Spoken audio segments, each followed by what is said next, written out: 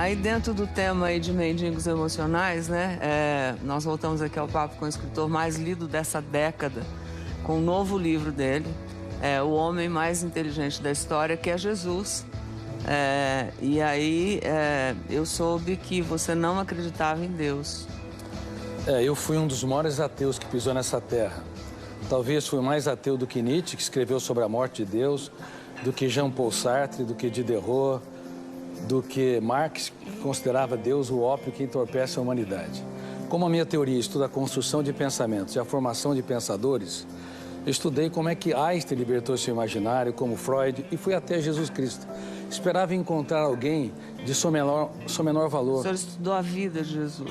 Exatamente, a história, as reações subliminares. Faz 15 anos que você está...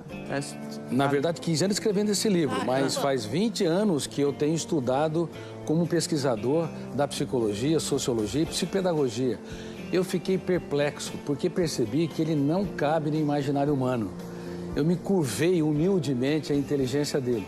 Agora, veja bem, Ana, Pedro, como eu digo nesse livro, Pedro era hiperativo, tenso e ansioso. João era bipolar. No momento era tranquilo e generoso. No outro momento, ele era, antes de se tornar o que era o apóstolo Pedro mesmo?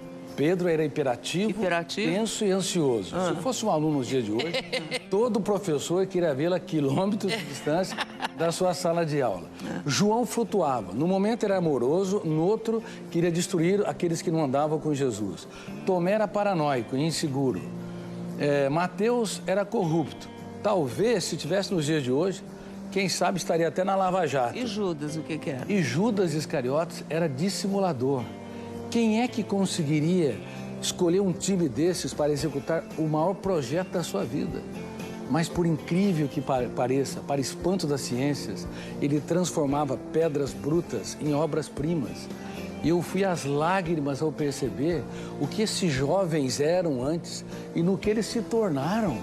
Foram apóstolos da sabedoria, da generosidade, da sensibilidade. Graças ao carinho, ao amor, ao e à afeto, dedicação de como Jesus. aquela professora e muito mais. Ele não teve medo de chorar diante deles. Um grande mestre é capaz de falar dos dias mais tristes da sua vida, para os seus alunos aprender a escrever os capítulos mais importantes de sua história, dos momentos mais dramáticos. Ora, quem era o homem, Jesus, que você descobriu através de longos anos de estudos? Bom, ele foi de fato, como eu estou dizendo, o homem mais inteligente da história. Ele geria sua emoção com maestria, ele conseguia fazer poesia no caos, ele transformava prostitutas em rainhas. Nós vimos aquele exemplo daquele jovem machucando a sua namorada. Ele era tão generoso que era capaz de transformar quem estava à margem da sociedade num príncipe ou numa princesa. E eu me perguntava, que homem era este? Inclusive, quando Judas o beija, ele fala, amigo, para que vieste? Que homem era esse que dava tudo que tinha para aqueles que pouco tinham? Ele não tinha medo de ser traído, ele tinha medo de perder um amigo. Portanto, quando eu estudei a mente dele, eu me curvei, como eu disse, humildemente à sua inteligência e percebi que ele não cabe no imaginário humano. Ele tem de ter sido real. Mas eu não defendo uma religião. Especial. Eu não defendo uma religião. Mas o senhor passou a acreditar em Deus. Passei a acreditar em Deus, me tornei um cristão sem fronteiras.